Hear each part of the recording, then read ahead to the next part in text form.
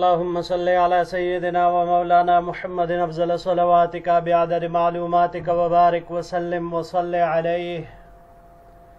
بسم اللہ الرحمن الرحیم. عزیز طلباء کرام، امید ہے انشاءاللہ العزیز آپ سب خیر و عافیت کے ساتھ ہوں گے.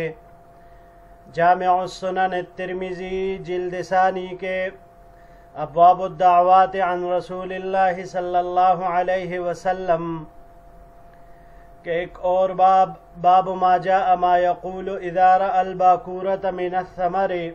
کے ساتھ اللہ جل شانہ کے فضل و کرم سے ایک مرتبہ پھر آپ حضرات کے خدمت میں حاضر ہونے کا موقع ملا. بحمد اللہ تعالی. عزیز طلباء کرام، آج ہمارا سبق نمبر 458 ہے، تو بڑھتے ہیں اپنے سبق کی طرف.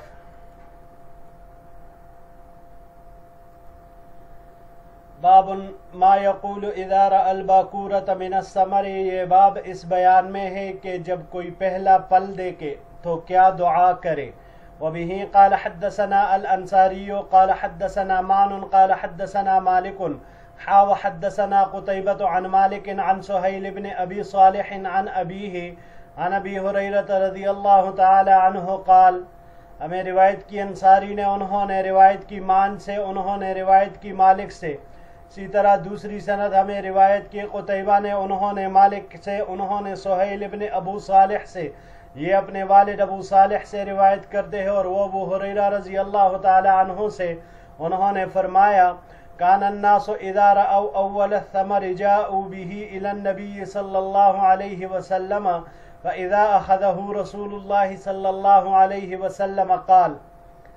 صحابہ کرام رضوان اللہ علیہم اجمعین جب پہلا پھل دیکھتے تو اس کو نبی کریم صلی اللہ علیہ وسلم کی خدمت میں حاضر کرتے. بس جب آپ علیہ السلام اس کو لیتے تو یہ دعا کرتے: اللہم بارک لنا فی ثمارنا وبارک لنا فی مدینتنا وبارک لنا فی صاعنا ومدنا اللہم ان ابراہیم عبدک وخلیلک ونبیک وانی عبدک ونبیک وإنه دعا لمكة وأنا أدعوك للمدينة بمثل ما دعاك به لمكة ومثله معه. قال ثم يدعو أصغر وليد يراه فيعطيه ذلك الثمر. حضور نبی کریم صلی اللہ علیہ وسلم یہ دعا فرماتے ہیں: اللہ ہمارے لیے ہمارے پلوں میں برکت فرما، اور ہمارے لیے ہمارے شہر میں برکت فرما، ہمارے لیے ہمارے صاع اور مد میں برکت فرما. ہے اللہ، بے شک ابراہیم علیہ السلام آپ کے بندے، آپ کے خلیل اور آپ کے پیغمبر تھے، اور میں بھی آپ کا بندہ اور پیغمبر ہوں. انہوں نے مکہ مکرمہ کے لیے آپ سے دعا کی ہے، اور میں آپ سے مدینہ منورہ کے لیے دعا کرتا ہوں. اس دعا کی مانند جو انہوں نے مکہ مکرمہ کے لیے کی ہے، اور اس کے مانند اس کے ساتھ، یعنی اس کے دو چند مدینہ منورہ کو برکتوں سے نواز. قال ثم يدعو اصغر ولید يراه فيعطيه ذلك الثمر. راوی کہتے ہیں کہ اس کے بعد حضور نبی کریم صلی اللہ علیہ وسلم کوئی چھوٹا بچہ جو آپ کو نظر آتا تو اس کو بلاتے، پس وہ پھل اس کو دے دیتے. ھذا حدیث حسن صحیح. یہ حدیث حسن صحیح ہے. عزیز طلباء کرام، حضرت ابراہیم علیہ السلام نے مکہ مکرمہ کے لیے دعا کی تھی: وارزقہم من الثمرات. مختلف دعائیں اور بھی تھی، اس میں سے ایک ہی تھی. تو ابراہیم علیہ السلام کی اقتداء میں حضور نبی کریم صلی اللہ علیہ وسلم نے بھی وہی دعائیں جو انہوں نے مکہ مکرمہ کے لیے کی تھی، وہی آپ نے مدینہ منورہ کے لیے فرمائی، بلکہ اس کے دو چند اللہ جل شانہ سے دعائیں کی مانگی. اور یہی وجہ ہے کہ صحابہ کرام رضوان اللہ علیہم اجمعین جب پہلا پھل دیکھتے تو اس کو آپ علیہ السلام کے پاس لاتے، اور پھر آپ علیہ السلام اس میں برکت کے لیے دعا فرماتے. اگلے سلائیڈ کی طرف بڑھتے ہیں جی. باب ما یقول اذا اکل طعاما. یہ باب اس بیان میں ہے کہ جب کوئی کھانا کھائے تو اسے کیا دعا کرنی چاہیے. وبه قال حدثنا احمد بن منیع قال حدثنا اسماعیل بن ابراہیم قال حدثنا علي بن زيد عن عمر هو ابن أبي حرملة عن ابن عباس رضی اللہ تعالی عنہما قال،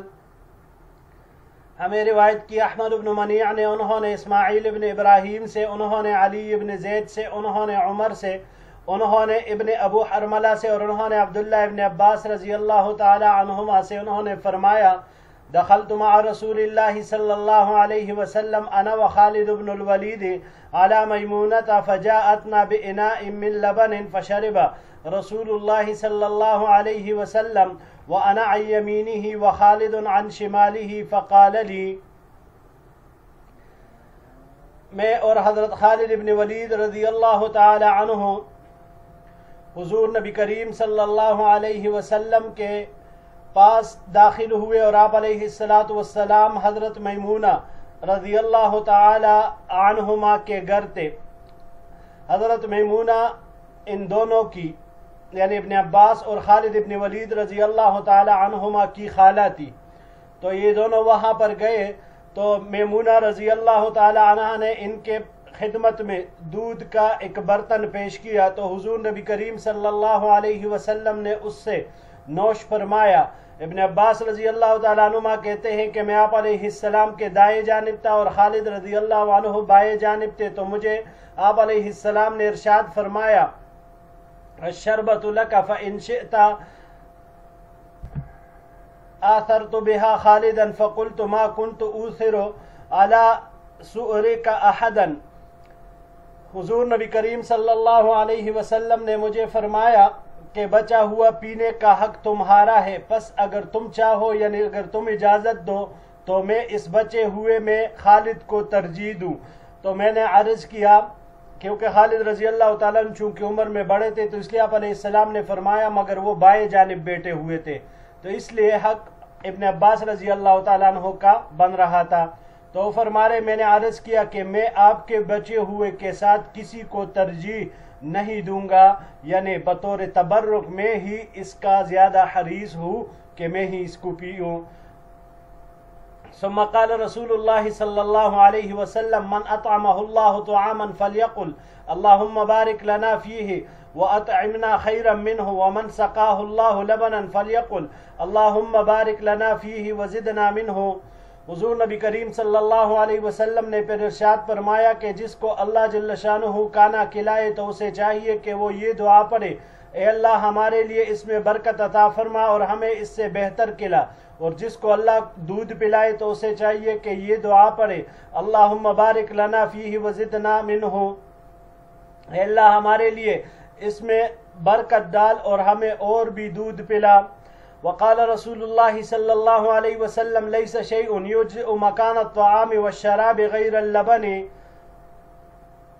حضور نبی کریم صلی اللہ علیہ وسلم نے ارشاد فرمایا دودھ کے علاوہ کوئی چیز کھانے اور پانی کی جگہ کافی نہیں ہوتی۔ هذا حدیث حسن، یہ حدیث حسن ہے۔ وقد روى بعضهم هذا الحديث عن علي بن زيد فقال عن عمر بن حرملة، وقال بعضهم عمرو بن حرملة ولا يصح۔ یہ حدیث حسن ہے۔ بعض حضرات نے اس حدیث کو علی ابن زید سے نقل کیا ہے، پس اس نے کہا کہ یہ روایت ہے عمر ابن حرملہ سے، اور بعض نے عمرو ابن حرملہ کہا ہے ولا يصح، اور یہ صحیح نہیں ہے۔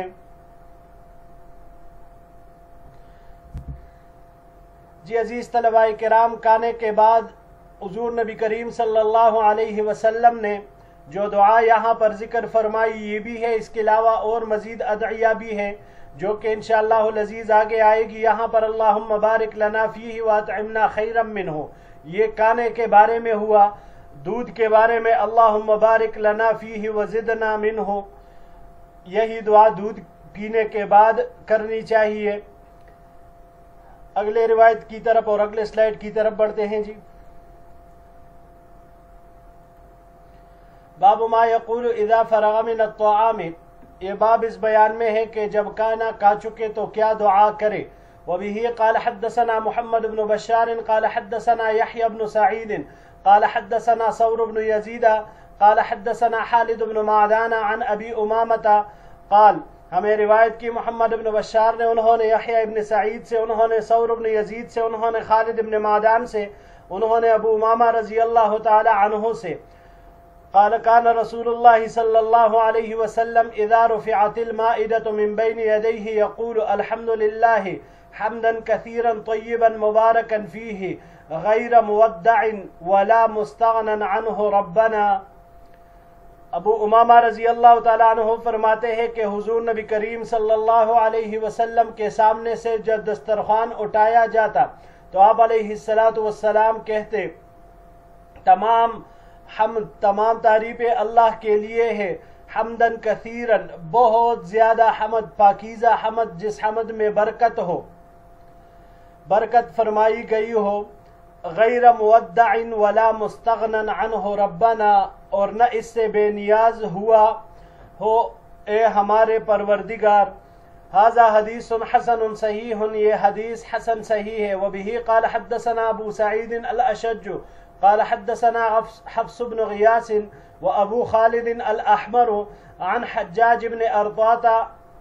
عن ریاح بن عبیدہ قال حفص عن ابن اخی ابی سعید قال ابو خالد عن مولا لابی سعید عن ابی سعید رضی اللہ عنہ قال، ہمیں روایت کی ابو سعید الاشج نے، انہوں نے حفص بن غیاث سے، اور ابو خالد الاحمر سے، انہوں نے حجاج بن ارطاط سے، انہوں نے ریاح بن عبیدہ سے، انہوں نے کہا کہ حفظ نے روایت کی ابن اخی ابو سعید سے، یعنی ابو سعید کے بھتیجے سے، وقال ابو خالد، اور ابو خالد نے کہا کہ مولا ابی سعید کے آزاد کردہ سے، اور انہوں نے حضرت ابو سعید رضی اللہ تعالی عنہ سے۔ یہاں پر یہ جو دو راوی آئے ہیں حفص بن غیاث اور ابو خالد، تو حفص بن غیاث کہتے ہیں کہ یہ ابو سعید کے بھتیجے سے روایت ہے، جبکہ ابو خالد الاحمر کہتے ہیں کہ یہ ابو سعید کے مولا ان کے آزاد کردہ نے انہوں سے ابو سعید رضی اللہ تعالیٰ عنہ سے روایت سنی۔ آپ قال كان النبي صلی اللہ علیہ وسلم اذا اکل او شرب قال الحمد للہ الذي اطعمنا وسقانا وجعلنا مسلمین۔ حضور نبی کریم صلی اللہ علیہ وسلم جب کھاتے یا پیتے تو آپ علیہ السلام کہتے اللہ کا شکر ہے اس اللہ کا جس نے ہمیں کھلایا اور ہمیں پلایا اور ہمیں مسلمان بنایا۔ وبه قال حدثنا محمد بن اسماعیل قال حدثنا عبد الله بن يزيد المقرئ قال حدثنا سعيد بن ابي ايوب قال حدثني ابو مرحوم عن سهل بن معاذ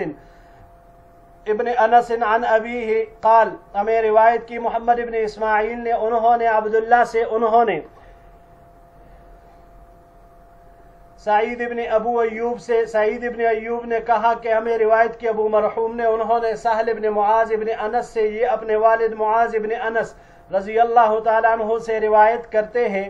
قال رسول اللہ صلی اللہ علیہ وسلم من اکل طعاما فقال الحمد للہ الذي اطعمنی هذا ورزقنیہ من غیر حول منی ولا قوة غفر له ما تقدم من ذنبہ۔ آپ علیہ السلام نے ارشاد فرمایا کہ جس نے کھانا کھایا اور پھر یہ دعا پڑھی، حمد ہے اس اللہ کے لیے جس نے مجھے یہ کھانا کھلایا اور مجھے یہ رزق روزی عطا فرمائی میری کسی قوت اور طاقت کے بغیر، تو جس نے یہ دعا پڑھی تو اس کے سابقہ سارے گناہ بخش دیے جائیں گے۔ ھذا حدیث حسن غریب، یہ حدیث حسن غریب ہے۔ وہ ابو مرحوم اسمہ عبد الرحیم ابن میمون، ابو مرحوم ان کا نام عبد الرحیم ابن میمون ہے۔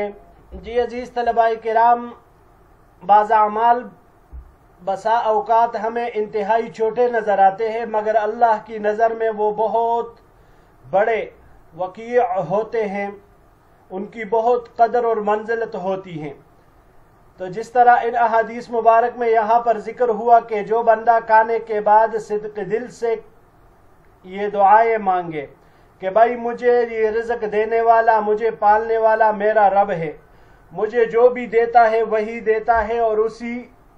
کے در سے مجھے نوازا جاتا ہے، تمام حمد، تمام تعریفیں، تمام ستائشیں اللہ جل شانہ کے ہی لائق ہے۔ تو اس بندے کی اس حمد و ثنا، اس کی اس ستائش پر اللہ جل شانہ اتنے خوش ہوتے ہیں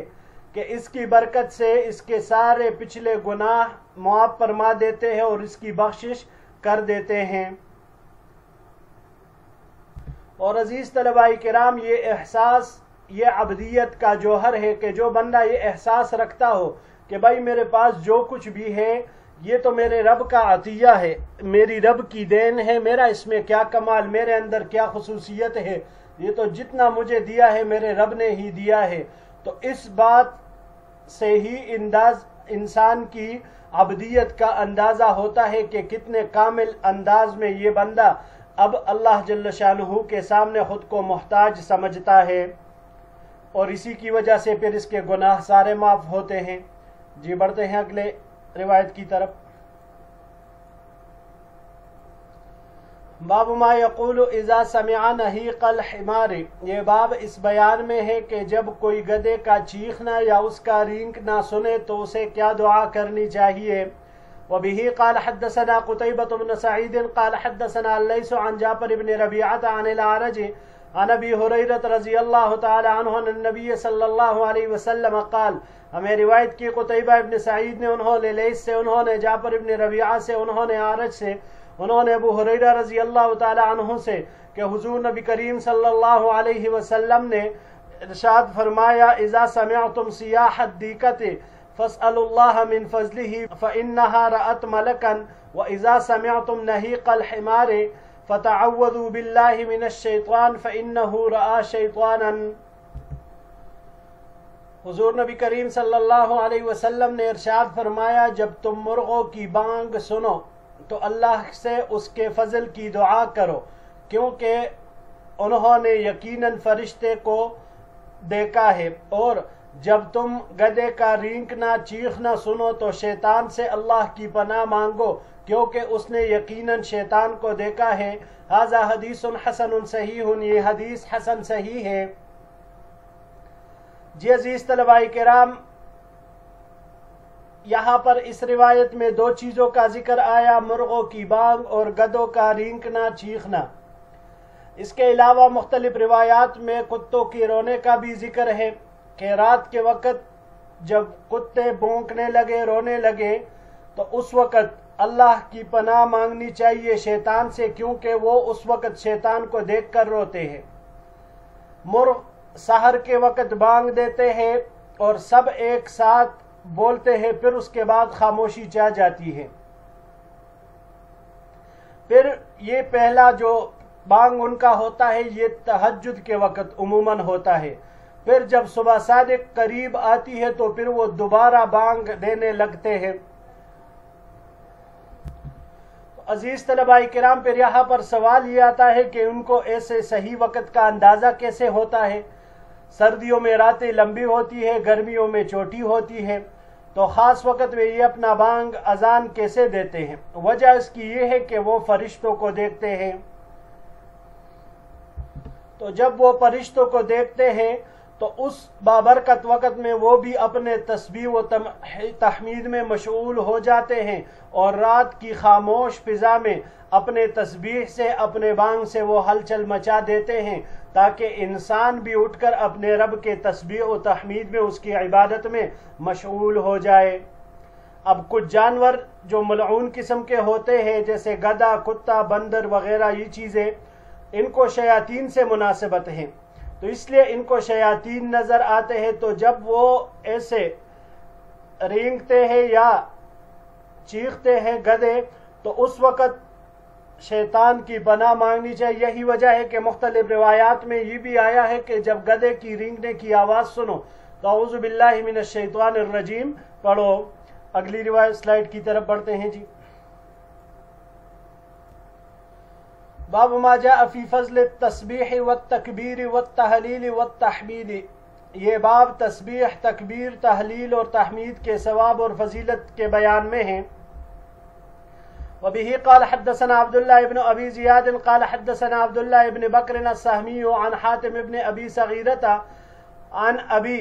بلج عن عمرو بن ميمون عن عبد الله بن عمرو رضي الله تعالى عنه قال ہمیں روایت کی عبداللہ ابن ابو زیاد نے، انہوں نے عبداللہ ابن بکر السہمی سے، انہوں نے حاتم ابن ابی صغیرہ سے، انہوں نے ابو بلج سے، انہوں نے عمر ابن میمون سے، انہوں نے عبداللہ ابن عمر رضی اللہ تعالی عنہ سے قال قال رسول اللہ صلی اللہ علیہ وسلم ما على الارض احد يقول لا الہ الا اللہ واللہ اکبر ولا حول ولا قوة الا باللہ الا کفرت عنہ خطایاہ ولو كانت مثل زبد البحر۔ حضور نبی کریم صلی اللہ علیہ وسلم نے ارشاد فرمایا، زمین میں کوئی نہیں جو کہے لا الہ الا اللہ واللہ اکبر ولا حول ولا قوة الا باللہ، مگر یہ کہ اس کے پڑھنے کے ساتھ اس کی خطائیں مٹا دی جاتی ہے اگرچہ وہ سمندر کی جاگ کے برابر ہو۔ ھذا حدیث حسن غریب، یہ حدیث حسن غریب ہے۔ وروى شعبة هذا الحديث عن ابی بلج بهذا الاسناد نحوه ولم يرفعه، اور شعبہ نے اس حدیث کو روایت کیا ہی ابو بلج سے اسی سند کے ساتھ اور اس کو مرفوع ذکر نہیں کیا۔ وہ ابو بلج اسمہ یحییٰ ابن ابی سلیم ویقال ابن سلیم ایضا، ابو بلج ان کا نام یحییٰ ابن ابو سلیم جبکہ بعض حضرات نے ابن سلیم بھی کہا ہے۔ وحدثنا محمد بن بشار قال حدثنا ابن ابي عدي عن حاتم بن ابي صغيرة عن ابي بلج عن عمرو بن ميمون عن عبد الله بن عمرو عن النبي صلی اللہ علیہ وسلم نحوه۔ محمد بن بشار نے ہمیں اس سند کے ساتھ اسی طرح یہ روایت نقل کی ہے۔ وحدثنا محمد بن بشار قال حدثنا محمد بن جعفر عن شعبة عن ابي بلج نحوه ولم يرفعه، جبکہ دوسری سند کے ساتھ محمد ابن بشار نے اس کو نقل کیا ہے اسی طرح اور اس کو مرفوع نہیں موقوف نقل کیا ہے۔ اگلے روایت کی طرف بڑھتے ہیں جی۔ وبه قال حدثنا محمد بن بشار قال حدثنا مرحوب بن عبد العزيز العطار قال حدثنا ابو نعامة السعدي عن ابي عثمان النهدي عن ابي موسى الاشعري رضی اللہ عنہ قال، ہمیں روایت کی محمد ابن بشار نے، انہوں نے مرحوم ابن عبد العزیز العطار سے، انہوں نے ابو نعامہ السعدی سے، انہوں نے ابو عثمان النہدی سے، انہوں نے ابو موسیٰ اشعری رضی اللہ تعالی عنہ سے، انہوں نے فرمایا كنا مع رسول اللہ صلی اللہ علیہ وسلم فی غزات فلما قفلنا اشرفنا على المدینة فکبر الناس تکبیرة ورفعوا بها اصواتهم۔ ہم حضور نبی کریم صلی اللہ علیہ وسلم کے ساتھ ایک جہاد میں تھے، پس جب ہم لوٹے اور مدینہ منورہ کے قریب پہنچے تو لوگوں نے تکبیر کہنی شروع کی اور انہوں نے اپنے آوازیں بلند کی۔ فقال رسول اللہ صلی اللہ علیہ وسلم ان ربکم لیس باصم ولا غائب هو بینکم وبین رؤوس رحالکم، ثم قال یا عبد اللہ ابن قیس الا اعلمک کنزا من کنوز الجنت لا حول ولا قوة الا باللہ۔ حضور نبی کریم صلی اللہ علیہ وسلم نے ارشاد فرمایا کہ تمہارا رب، تمہارا پروردگار نہ تو بہرا ہے نہ ہی غیر حاضر ہے، وہ تمہارے اور تمہارے کجاووں کے سروں کے درمیان ہے، مطلب یہ کہ چلانے کی ضرورت نہیں، آہستہ آہستہ سے ذکر کرو۔ پھر آپ علیہ السلام نے ارشاد فرمایا اے عبداللہ ابن قیس، یہ حضرت ابو موسیٰ اشعری رضی اللہ تعالیٰ عنہ کا نام ہے، تو حضور نبی کریم صلی اللہ علیہ وسلم نے ان کو فرمایا کیا میں آپ کو جنت کے خزانوں میں سے ایک خزانہ نہ بتلاؤں؟ لا حول ولا قوة الا باللہ، یہ وہ خزانہ ہے جنت کے خزانوں میں سے۔ ھذا حدیث حسن صحیح، یہ حدیث حسن صحیح۔ و ابو عثمان النہدی اسمہ عبد الرحمن ابن مل، ابو عثمان النہدی ان کا نام عبد الرحمن ابن مل ہے۔ و ابو نعامہ اسمہ عمرو بن عیسیٰ، ابو نعامہ ان کا نام عمرو بن عیسیٰ ہے۔ ومعنی قولہ هو بینکم وبین رؤوس رواحلکم انما یعنی علمہ وقدرتہ، یہاں پر روایت میں جو آپ علیہ السلام نے فرمایا کہ تمہارا پروردگار تمہارے اور تمہارے کجاووں کے درمیان ہے، تمہارے اور تمہارے کجاؤں کے سروں کے درمیان ہے، تو آپ علیہ السلام کے اس قول کا مطلب امام ترمذی رحمہ اللہ فرما رہے کہ انما یعنی علمہ وقدرتہ، یعنی اللہ تعالیٰ کے لیے کوئی مکانیت وغیرہ ثابت کرنی نہیں ہے، بلکہ مطلب یہاں پر یہ ہے کہ اللہ تعالیٰ کی معیت علمی اور قدرت یہاں پر مراد ہے، کہ اس کی قدرت اور معیت علمی یہاں پر ہے، وہ تمہارے ساتھ ہے۔ جی آخری سلائیڈ کی طرف بڑھتے ہیں۔ باب وبه قال حدثنا عبد الله بن ابي زياد قال حدثنا سيار قال حدثنا عبد الواحد بن زياد عن عبد الرحمن بن اسحاق عن القاسم بن عبد الرحمن عن ابيه عن ابن مسعود رضی اللہ عنہ قال. ہمیں روایت کی عبداللہ ابن ابی زیاد نے، انہوں نے سیار سے، انہوں نے عبد الواحد ابن زیاد سے، انہوں نے عبد الرحمن ابن اسحاق سے، انہوں نے قاسم ابن عبد الرحمن سے، انہوں نے اپنے والد سے، انہوں نے ابن مسعود رضی اللہ تعالی عنہ سے قال رسول اللہ صلی اللہ علیہ وسلم لقیت ابراہیم لیلة اسری بی فقال یا محمد صلی اللہ علیہ وسلم اقرأ امتک منی سلام واخبرهم ان الجنة طیبة التربة عذبة الماء وانها کیعان وان غراسها سبحان اللہ والحمد للہ ولا الہ الا اللہ واللہ اکبر. حضور نبی کریم صلی اللہ علیہ وسلم نے ارشاد فرمایا کہ شب معراج میں میری ملاقات حضرت ابراہیم علیہ السلام سے ہوئی تو آپ ابراہیم علیہ السلام نے ان کو فرمایا کہ اے محمد صلی اللہ علیہ وسلم اپنی امت کو میری طرف سے سلام کہنا اور ان سے کہنا کہ جنت کی زمین زرخیز ہے،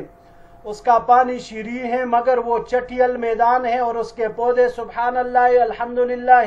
ولا الہ الا اللہ واللہ اکبر ہے. یعنی جتنا زیادہ یہ ذکر کرو گے اتنا ہی تمہارے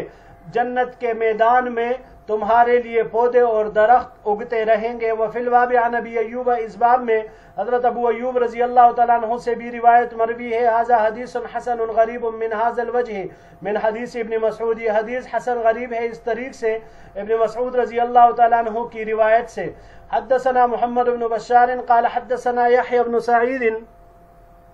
قال حدثنا موسى الجهني قال حدثني مصعب بن سعد عن أبيه أن رسول الله صلى الله عليه وسلم قال لجلسائه. ہمیں روایت کی محمد بن بشار نے، انہوں نے یحییٰ ابن سعید سے، انہوں نے موسیٰ الجوہنی سے، انہوں نے کہا مجھے روایت کی مصعب بن سعد نے اپنے والد سعد رضی اللہ تعالی عنہ سے کہ حضور نبی کریم صلی اللہ علیہ وسلم نے اپنے ہم مجلسوں سے کہا ایعجز احدکم ان یکسب الف حسنۃ فسألہ سائل من جلسائه کیف یکسب احدنا الف حسنۃ قال یسبح احدکم 100 تسبیحۃ تکتب له الف حسنۃ وتحط عنہ الف سیئۃ. حضور نبی کریم صلی اللہ علیہ وسلم نے ارشاد فرمایا کیا تم میں سے عاجز ہے کوئی اس بات سے کہ وہ 1000 نیکیاں کمائے؟ تو حضور نبی کریم صلی اللہ علیہ وسلم کے ہم مجلس میں سے انہی میں سے ایک پوچھنے والے نے پوچھا یا رسول اللہ ہم میں سے ایک شخص 1000 نیکیاں کیسے کما سکتا ہے؟ تو آپ علیہ الصلاۃ والسلام نے فرمایا تم میں سے ایک شخص 100 مرتبہ صبح کو سبحان اللہ کہے تو اس کے لیے 1000 نیکیاں لکھی جاتی ہے اور اس کی 1000 برائیاں مٹائی جاتی ہے. ھذا حدیث حسن صحیح، یہ حدیث حسن صحیح ہے. جی عزیز طلباء کرام، یہی تک ہمارا آج کا سبق تھا. انشاءاللہ العزیز زندگی رہی تو اگلے درس میں مزید روایات کے ساتھ پھر آپ کی خدمت میں حاضر ہوں گے. السلام علیکم ورحمۃ اللہ وبرکاتہ.